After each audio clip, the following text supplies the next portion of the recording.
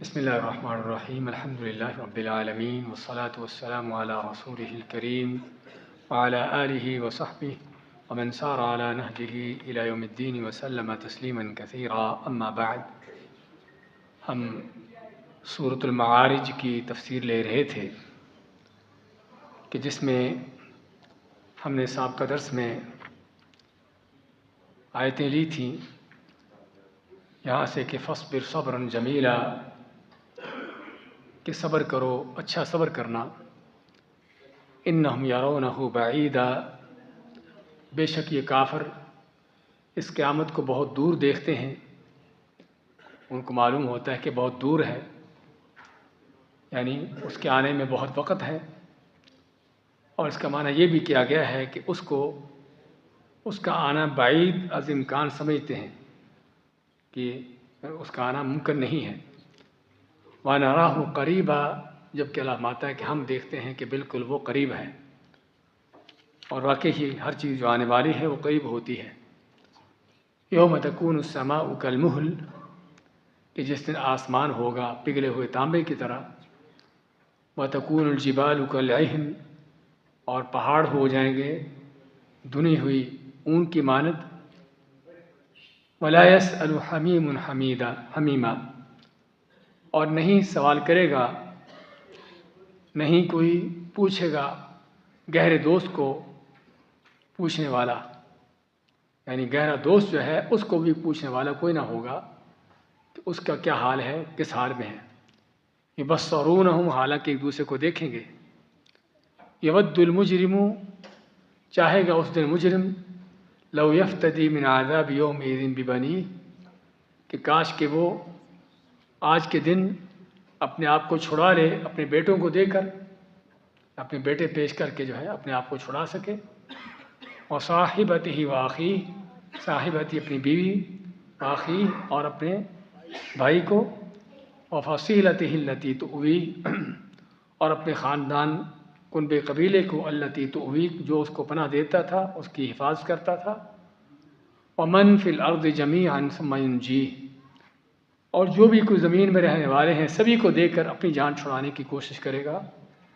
لیکن اللہ تعالیٰ کلا، ہرگز ایسا نہیں ہوگا. قیامت کے دن کوئی کسی کے کام نہیں آئے گا، حتیٰ کہ کوئی پہلی بات تو کوئی اپنے آپ کو کسی کے بدلے میں دینے کے لیے تیار نہیں ہوگا، اور تیار ہو بھی جائے گا کہ اس کے بدلے مجھے پکڑ لیا جائے، تو اللہ تعالیٰ کہ ایسا بھی نہیں چلے گا. ہر انسان خود ہی اپنے اعمال کا ذمہ دار ہوگا، اپنی سزا بھگتنے کے لیے وہ خود ہی ہوگا، کوئی دوسرا نہیں ہوگا. اس لیے مائع کہ جب کام کوئی نہیں آئے گا تو پھر انجام کیا ہے؟ انہا لظیٰ، بے شک وہ آگ شعلہ مارتی ہے، جہنم کی آگ شعلہ مارنے والی آگ ہے. نزاعۃ للشوا، نزاع جو بہت سختی سے کھینچ لیتی ہے. شوا کا لفظ آتا ہے سر کی اور چہرے کی چمڑی کے لیے، سر اور چہرے کی چمڑی کو کھینچ لے گی. اور کھینچنے کا معنی کیا ہے؟ آپ دیکھتے ہو کہ جب کسی جانور کی سری کو آگ میں جلایا جاتا ہے تو کیا ہوتا ہے؟ نہیں، وہ سری سکڑتی ہے، اس کی چمڑی جو اس کا سر جو ہے اس کی چمڑی سکڑتی ہے، اس کی چمڑی سکڑتی ہے. اور سکڑنے سے کیا ہوتا ہے کہ آگے کے اس کے دانت باہر نظر آنا شروع ہو جاتے ہیں، نکل آتے ہیں. اللہ تعالیٰ نے دوسری صورت میں، سورۃ مومنون میں یہی منظر کھینچا ہے کافروں کا. ہم فیہا کالحون، کہ جہنمی جہنم کے اندر کیا ہوں گے؟ اس انداز سے ان کی چمڑیاں سکڑیں گی اور ان کے دانت باہر آئے ہوں گے کہ جس طرح بکرے کو اس کی سر کو جب آگ میں جلاتے ہیں تو اس کے جس انداز سے دانت باہر آ جاتے ہیں. تو یہ جہنمیوں کا منظر ہوگا قیامت کے دن. تو اللہ ماتا ہے کہ نزاعۃ للشوا، وہ آگ جو ہے بہت سختی سے کھینچے گی ان کے سر چہرے کی چمڑیوں کو.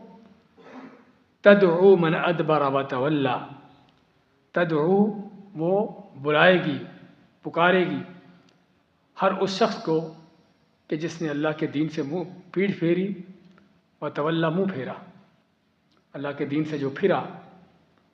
اللہ کے حکم کو قبول کرنے کے لیے تیار نہ ہوا، اس سے اعراض کیا، تو یہ آگ جو ہے ہر ایسے شخص کو پکارے گی، اس کو بلائے گی۔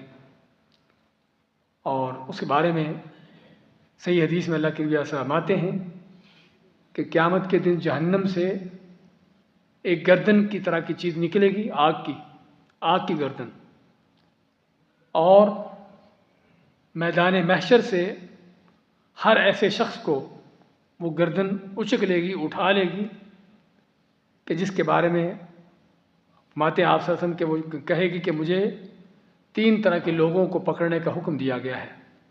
آپ ماتے کہ اس کی آنکھیں ہوں گی جس سے دیکھے گی، اس کے کان ہوں گے جس سے سنے گی، تو کہے گی کہ مجھے 3 طرح کے لوگوں کو پکڑنے کا حکم دیا گیا ہے۔ ہر وہ شخص جو بڑا سرکش تھا، بڑا ضدی ہٹ درم تھا، حق قبول کرنے کے لیے تیار نہ ہوتا تھا، اور جس نے اللہ کے ساتھ کسی اور کو الہ معبود بنا لیا، یعنی شرک کیا، جس نے اللہ کے ساتھ شرک کیا ہوگا۔ اور تیسرا کون ہے؟ مصورین، جو فوٹو بنانے والے، تصویریں بنانے والے۔ تو اس سے پتہ چلتا ہے کہ آج کا جو فوٹو کا فیشن چل پڑا ہے، اور بالکل اس میں کسی طرح کا گناہ کا کوئی پہلو سمجھا ہی نہیں جاتا، یہ کتنا بڑا جرم ہے، یہ کتنا بڑا جرم ہے کہ فوٹو تصویر سوائے جہاں پر ضرورت ہو اس کے علاوہ تصویریں بنانا، تصویریں رکھنا، لٹکانا کتنا بڑا گناہ ہے، کہ وہ جہنم کہے گی کہ مجھے ان کو بھی پکڑنے کا حکم دیا گیا ہے۔ تو آگ جو نکلے گی محشر کے میدان سے، اس طرح کے لوگوں کو اٹھائے گی اور جہنم میں ان کو لے کے پھینکے گی۔ تو یہ معنی تدعو من ادبر وتولی، کہ وہ آگ جو ہے ہر اس شخص کو بلائے گی، پکارے گی جس نے اللہ کے دین سے منہ پھیرا، اس سے منہ موڑا۔ وجمع فأوعى، ایک تو ایمان نہیں لایا، بے ایمانی اختیار کی، دوسرا کام کیا کیا؟ وجمع، اور جمع کیا، فأوعى، اور اس کو سمیٹ کے رکھا۔ کیا جمع کیا؟ مال جمع کیا، مال جمع کر کے اس کو سمیٹ کے رکھا، یعنی بے ایمان بھی ہے اور ساتھ بخیل کنجوس بھی ہے۔ یہ دونوں چیزیں کہ جو کسی کی کمینگی کی انتہا ہوتی ہیں، کہ آدمی بے ایمان بھی ہو، کافر مشرک بھی ہو، اللہ کے دین کو ماننے کے لیے بھی تیار نہ ہو، اور اس کے ساتھ ساتھ بخیل ہو، کنجوس ہو، کہ مال سمیٹ کے رکھا ہے، جمع کر کے رکھا ہے۔ تو یہ ہے جو جہنمیوں کی صفت ہے۔ کون ہے؟ کہ جو ان کے پہلی بات تو بے ایمان ہے، اللہ کے دین سے پھرتے ہیں، اور مال کو سمیٹ کے جمع کر کے رکھتے ہیں۔ اور قرآن کریم میں اللہ نے کئی جگہوں پر ایسے لوگوں کی مذمت کی ہے۔ وَيْلٌ لِكُلِّ هُمَزَةٍ لُمَزَةٍ الَّذِي جَمَعَ مَالًا وَعَدَّدَهُ، کہ جو مال جمع کرتا ہے اس کو گن کے رکھتا ہے، اور گن کے رکھنا مانی اس کو سمیٹنا، اس کو سمیٹ کے رکھنا۔ تو مال کا حاصل ہو جانا یہ کوئی غلط چیز نہیں ہے، بشرطے کہ انسان کی ہوس نہ ہو، اس کی زیادہ لالچ حرص نہ ہو۔ مال اللہ اپنے نیک بندوں کو بھی دیتا ہے، لیکن فرق کیا ہوتا ہے نیک اور بد میں؟ کہ نیک کو مال ملتا ہے تو اللہ کی راہ میں خرچ کرتا ہے، وہ سمجھتا ہے کہ یہ مال میرے پاس اللہ کی طرف سے امانت ہے، تو چنانچہ اسے امانت سمجھ کر جو حقدار ہوتے ہیں ان کو پہنچاتا ہے، جس کا آگے ذکر آ رہا ہے کہ کس طرح مال خرچ کرتا ہے اللہ کی راہ میں۔ اور جو دنیا دار مادہ پرست ہے، وہ مال اکٹھا کرتا ہے، جمع کرتا ہے، حلال سے حرام سے جیسے بھی ہو جائے، اور پھر اس کو سمیٹ کے رکھتا ہے، اس پر سانپ بن کے بیٹھتا ہے، اور بعض اوقات ممکن ہے کہ اپنے اوپر بھی اور اپنے جو اہل و عیال اس کے گھر والے ان پر بھی صحیح خرچ نہ کرتا ہو۔ تو یہ ہے اصل بدبختی انسان کی۔ اس لیے اگر اللہ تعالیٰ مال دیتا ہے تو یہ مال اللہ دیتا ہے آگے پہنچانے کے لیے، سمجھے نا؟ یہ مال اللہ تعالیٰ اس کو سمیٹ کر رکھنے کے لیے نہیں دیتا، اس لیے دیتا ہے کہ اس کو آگے پہنچاؤ، آگے دو۔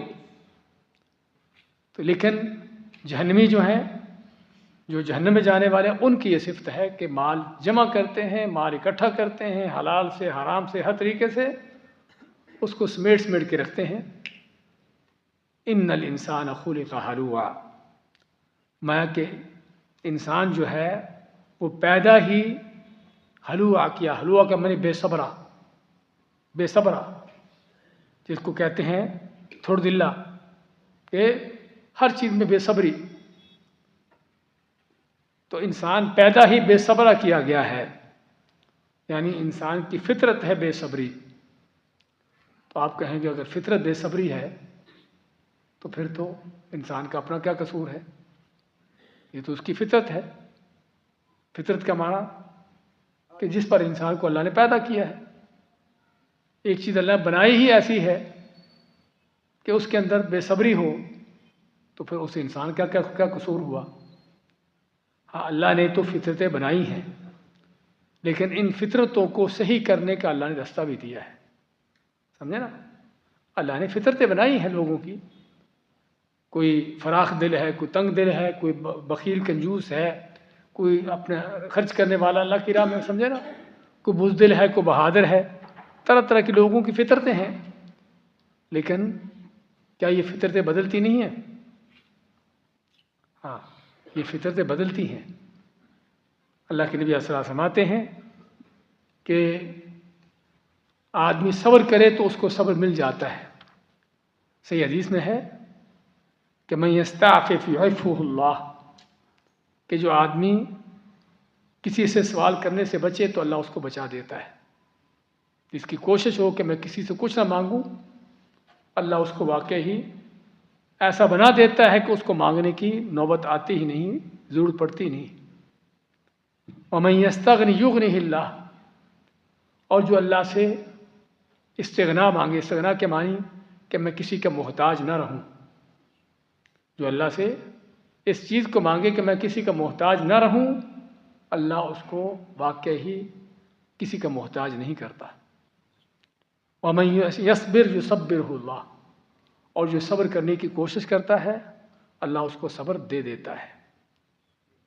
یہ ہے، اس سے کیا پتہ چلا کہ یہ وہ چیزیں ہیں کہ جو انسان کی فطرت میں ہے، کسی مصیبت پر جو ہے پریشان ہو جانا، بے صبرا ہو جانا۔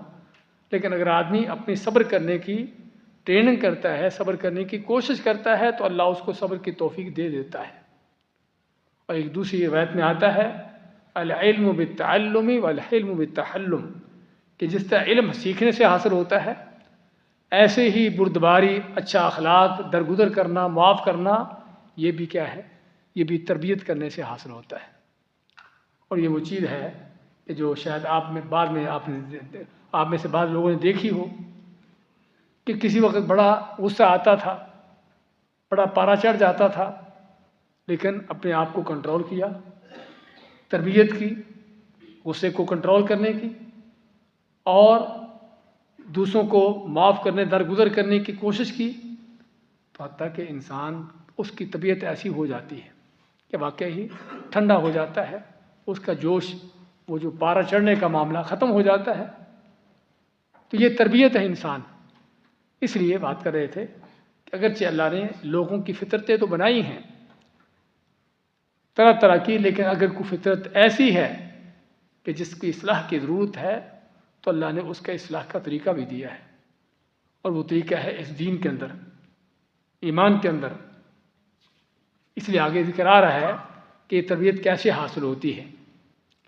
فرمایا کہ ان الانسان خلق ہلوعا، کہ انسان پیدا ہی بے صبرا کیا گیا ہے، اس کے اندر بے صبری ہونا اس کی فطرت ہے۔ لیکن کس انسان کی؟ کہ جو بے دین ہے، بے ایمان ہے، جس کے اندر کوئی اللہ کا تقوی ڈر خوف نہیں ہے۔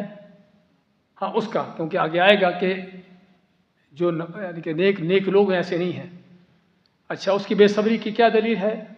اذا مسہ الشر جزوعا، اذا مسہ، جب اس کو پہنچتا ہے شر، کوئی کسی طرح کی تکلیف، کوئی نقصان، برائی سے مراد کوئی تکلیف، نقصان، جزوعا، تو کیا ہوتا ہے؟ فوراً گھبرا اٹھتا ہے۔ جزا کے معنی گھبرانا، کوئی تکلیف آ گئی، کوئی مصیبت آ گئی، کوئی پریشانی آ گئی، فوراً گھبرا گیا کہ یہ کیا ہو گیا، یہ کیسے ہو گیا، کیسے ختم ہوگی۔ یہ بیماری کیسے پڑ گئی، یہ نقصان کیسے ہو گیا، فوراً گھبرا اٹھتا ہے۔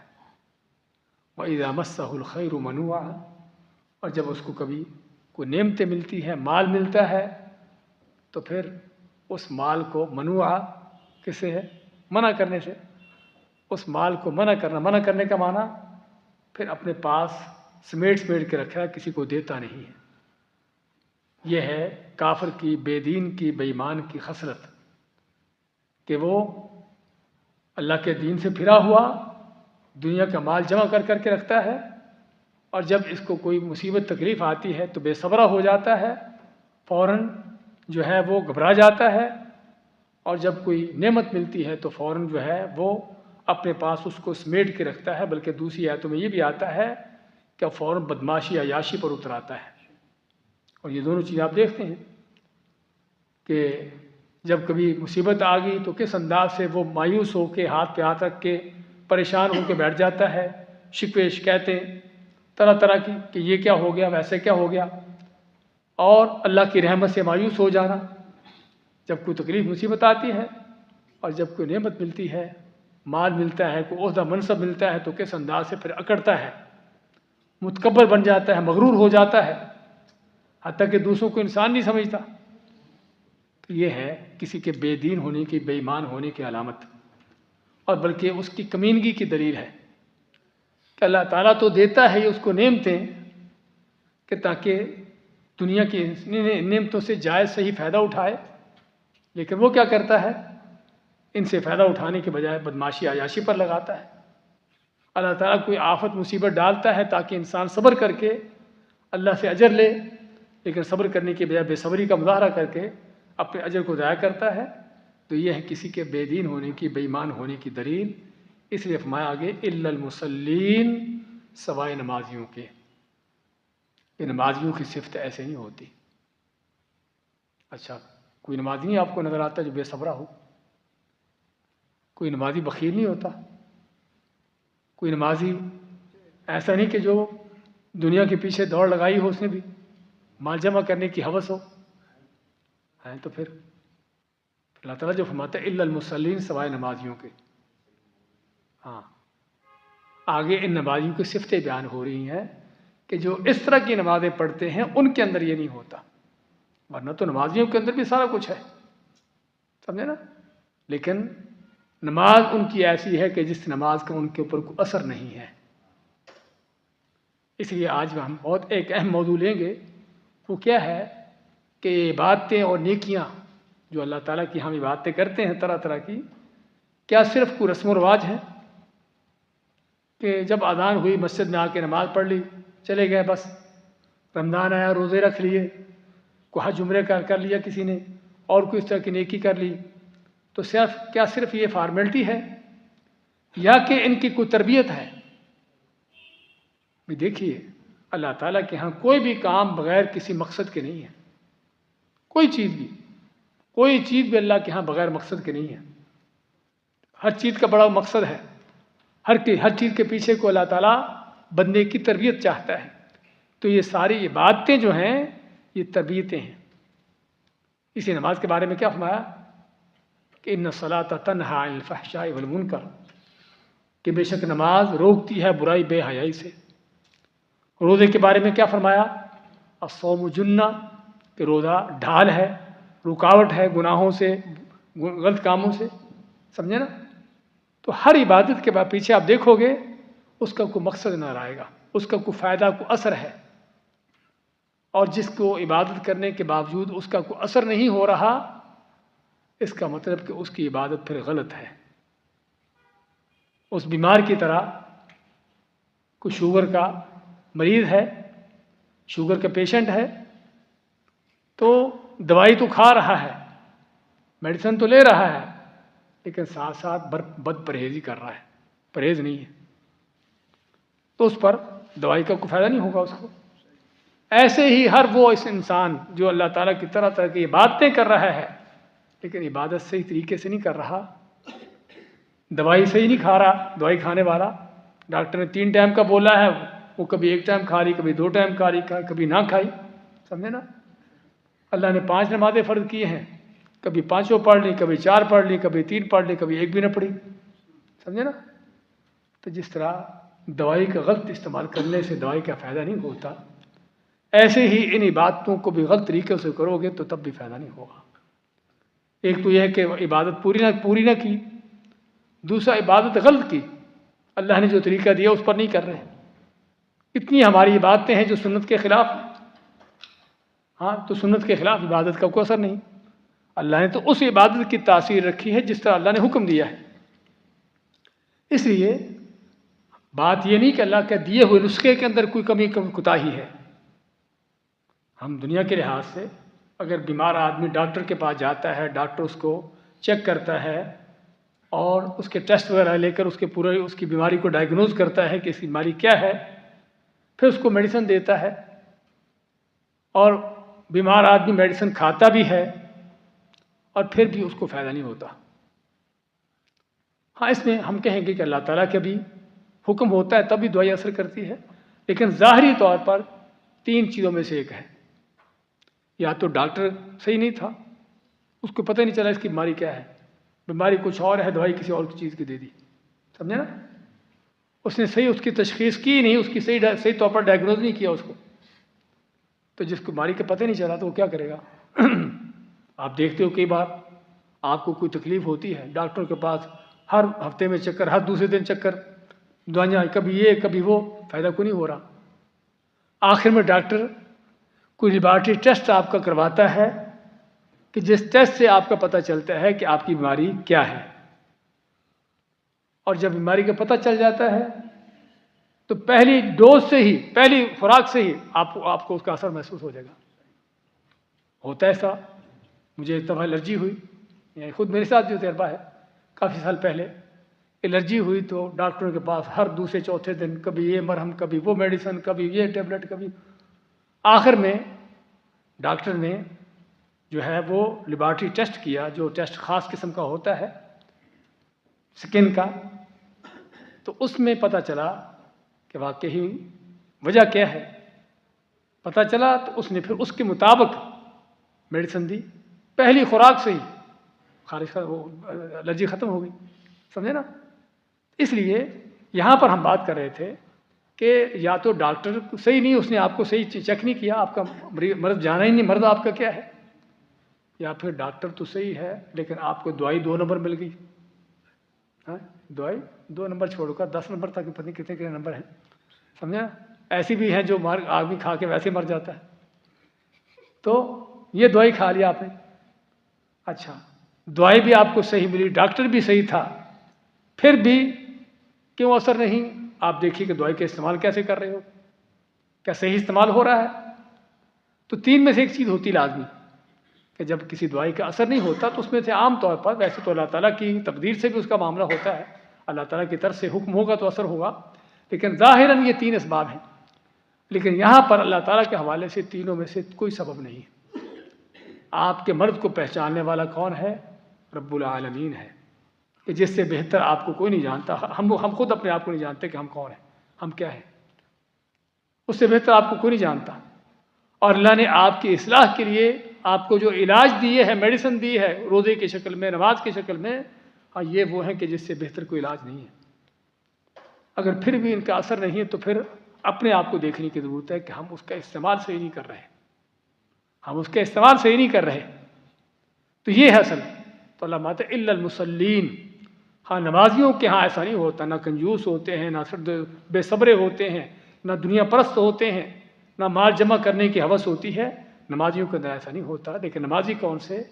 الذین هم علی صلاتهم دائمون، یہ جو اپنی نمازوں پر ہمیشہ سے قائم رہتے ہیں، 5 نمازیں پابندی کے ساتھ، جماعتوں کے ساتھ مل کر اللہ کے حکم کے مطابق، ہاں یہ ہے جو 5 نماز جو قائم کرنے کا حکم دیا گیا ہے کہ نماز کو قائم کرنا، قرآن کریم میں جگہ جگہ پر جہاں بھی نماز کا حکم آیا ہے نماز کو قائم کرنے کا حکم آیا ہے، اور قائم کرنے کے لیے ہم پہلے بھی ذکر کیا تھا کہ کتنی شرطیں ہیں؟ 6 شرطیں ہیں کہ نماز اللہ کے لیے خالص ہو، اس میں کوئی ریاکاری دکھلاوا نہ ہو، سنت کے مطابق ہو، اللہ کے نبی صلی اللہ علیہ وسلم کا جو طریقہ ہے نماز کا تب قائم ہوگی، 5 نمازیں ہوں، جو اللہ نے پانچوں کا حکم دیا ہے، یہ نہیں کہ 4 اور 3 یا کوئی بھی، پانچوں ہوں اور پوری پابندی کے ساتھ، اور جو اللہ نے وقت مقرر کیے ہیں ان اوقات میں ہو، ان اوقات میں نماز ہو جو اللہ نے وقت مقرر کیے ہیں۔ اور کیا ہے؟ اور یہ کہ نماز خشوع و خضوع کے ساتھ ہو، جماعت کے ساتھ مل کر ہو۔ تو یہ 5-6 نماز کے لوازمات ہیں، جب ان کو سامنے رکھا جائے تو تب نماز قائم ہوتی ہے، سمجھے نا؟ تو جو نماز قائم کرتا ہے واقعی اس نماز کا اس کے اوپر اثر ہوتا ہے۔ لیکن نماز پڑھنے کو پانچوں پڑھ رہے ہیں، جماعت کے ساتھ پڑھ رہے ہیں، لیکن سنت کے خلاف ہے، ریاکاری اس میں دکھلاوا ہے، اللہ کے لیے اخلاص نہیں ہے۔ ہاں کھڑے نماز میں ہے، دل دماغ کہیں اور ہے۔ اکثر بیشتر کا ہمارا حال یہ، تو ہماری نمازوں کا اگر اثر نہیں ہے تو اس کی وجہ یہ ہے، نمازوں کا اگر اثر نہیں ہے تو اس میں نماز میں کہیں نہ کہیں خلل ہے، کمزوری ہے، ورنہ رب العالمین نے آپ کو یہ نسخہ دیا ہے، ناممکن ہے کہ اصلاح نہ ہو۔ الا المصلین الذین هم علی صلاتهم دائمون، کہ جو اپنی نمازوں پر ہمیشہ قائم و دائم ہیں، ہمیشہ جاری ساری ہیں، مشکل ہو، آسانی ہو، بیمار ہو، صحت مند ہو، کچھ بھی کیوں نہ ہو، نماز نہ چھوٹے، نماز نہ پیچھے جائے، نماز وقت سے نہ نکلے، بلکہ جماعت نہ چھوٹنے پائے۔ ہاں اس انداز سے نماز کا جب اہتمام ہوتا ہے تو واقعی یہ نمازیں انسان پر اثر چھوڑتی ہیں، تربیت کرتی ہیں۔ والذین فی اموالہم حق معلوم للسائل والمحروم، اور وہ لوگ ہیں کہ جن کے مالوں میں حق ہے معلوم شدہ، للسائل والمحروم، مانگنے والے کے لیے اور جس کے پاس کچھ نہ ہو، محروم ہو۔ پہلا زکوٰۃ کا حکم دیا، تو اپنے نماز کا بیان کیا، اس کے بعد نماز کے ساتھ کیا ہے؟ صدقے خیرات، اللہ کی راہ میں خرچ کرنا۔ تو ان کے مال میں حق ہے، کس کا؟ مانگنے والے کا، اور محروموں کا حق ہے ان کے مال کے اندر۔ اس کا معنی کیا ہوا کہ کسی کو اللہ نے مال دیا ہے تو یہ مال صرف اس کے لیے نہیں دیا، یہ مال اس کے لیے دیا ہے جتنی اس کی ضرورت ہے، اور جو ضرورت سے زیادہ ہے اس کو حکم ہے کہ آگے پہنچاؤ، آگے دو، کسی غریب کو، فقیر کو، کسی محتاج کو اللہ کی راہ میں کہیں پر وہاں پر لگاؤ، سمیٹ کر رکھنے کے لیے نہیں دیا، سمجھے نا؟ تو اسی معنی کہ ان کے مالوں میں حق ہے، یہاں پر تو معلوم کا لفظ ہے، سورۃ ذاریات میں یہ بھی نہیں، ان کے مالوں میں حق ہے صرف، کس کا؟ مانگنے والے کا۔ تو اس کی پہلی بات تو یہ معلوم ہوئی کہ اللہ تعالیٰ نے جو آپ کو مال دیا ہے، ہر انسان کو جو مال دیا ہے، جتنا اس کی ضرورت ہے صرف اتنا اس کا حق ہے، اس سے بڑھ کر اس کو یہ ہے کہ آگے دے، مانگنے والے کو، محتاجوں کو دے۔ دوسری چیز کہ محتاج کو، مانگنے والے کو، کسی غریب فقیر کو مال دینا اس پر کوئی احسان نہیں ہے، کس لیے؟ کہ اس کا حق دیا جا رہا ہے، اس کا حق دیا جا رہا ہے۔ جس طرح کہ آپ کے پاس کام کرتا ہے آدمی، اور کام جب ہو جاتا ہے تو آپ اس کی مزدوری اس کو دیتے ہو، اس پر احسان کر رہے ہو۔ ہاں جس طرح اس پر احسان نہیں ہے، اسی طرح جو غریب فقیر ہے اس کو مال دینا بھی اس پر احسان نہیں ہے، سمجھے نا؟ اس کا حق دے رہے ہو آپ۔ تیسری چیز کہ جس نے اس کو مال نہ دیا غریب فقیر کو، اس کا مطلب اس کا حق کھایا، اس کا حق کھایا۔ تو حق جو کسی کا کھاتا ہے پھر اس کے ساتھ کیا ہوتا ہے؟ تو یہ ہے، لیکن یہ تصورات ہمارے ہاں ہوتے نہیں۔ زکوٰۃ دیتے ہیں، صدقہ یعنی کہ کسی کو صدقہ دیتے ہیں اللہ کے دیے مال میں سے، اور سمجھتے ہیں کہ میں بڑا نیکی، بڑا احسان کر رہا ہوں، بڑا اس کے اوپر احسان جتلاتے ہیں بعض اوقات کہ میں بڑا احسان کیا، حالانکہ یہ اس کا حق دیا ہے، اور کسی کو کب نہیں دیتے تو اس کا حق کھا رہے ہیں۔ یہ بہت اہم نقطہ ہے جو سمجھنے والا ہے کہ کسی کے اوپر خرچ کرنا، کسی کو اللہ کی راہ میں دینا اس پر احسان نہیں ہے، اور نہ دینا اس کا حق کھانا ہے۔ اسی معنی والذین فی اموالہم حق معلوم، کہ ان کے مالوں میں معلوم شدہ حق ہے، اور علماء فرماتے ہیں کہ یہ حق زکوٰۃ سے بڑھ کر ہے۔ ایک تو زکوٰۃ ہے نا، ایک زکوٰۃ سے علاوہ بھی صدقے خیرات، جو بھی کہیں پر محتاج آ گیا، کوئی ضرورت مند آ گیا، اس پر بھی یار یہ نہ دیکھ بھی میں تو زکوٰۃ نکال دی بھائی۔ اکثر بیشتر کیا ہوتا ہے کہ کوئی مانگنے والا، کوئی غریب فقیر آ گیا کسی کے پاس، پھر میں تو زکوٰۃ نکال دی ہے، تو زکوٰۃ نکال دی پھر کیا ہوا؟ مال باقی نہیں کوئی تیرے پاس، ہاں خالی ہاتھ ہو گئے، ہاں خالی ہاتھ ہو گئے، پھر ٹھیک ہے، پھر تو تیرا باقی طرح ادھر ہے، لیکن زکوٰۃ نکال کے باقی جو مال تیرے پاس پڑا وہ کیا ہے؟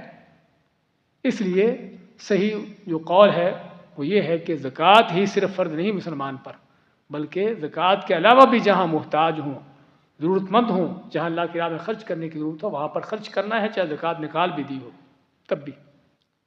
تو اس لیے فرمایا کہ ان کے مالوں میں حق ہے معلوم شدہ، للسائل والمحروم، مانگنے والے کے لیے اور محروموں کے لیے۔ اتنا ہی کافی، آج دوبارہ دیکھیے آج کی آیتوں کو۔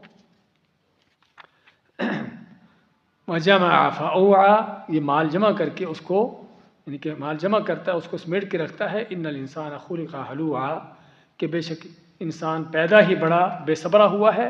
اذا مسہ الشر جزوعا، جب اس کو کوئی تکلیف مصیبت آتی ہے تو بڑا جو ہے وہ گھبرا جاتا ہے۔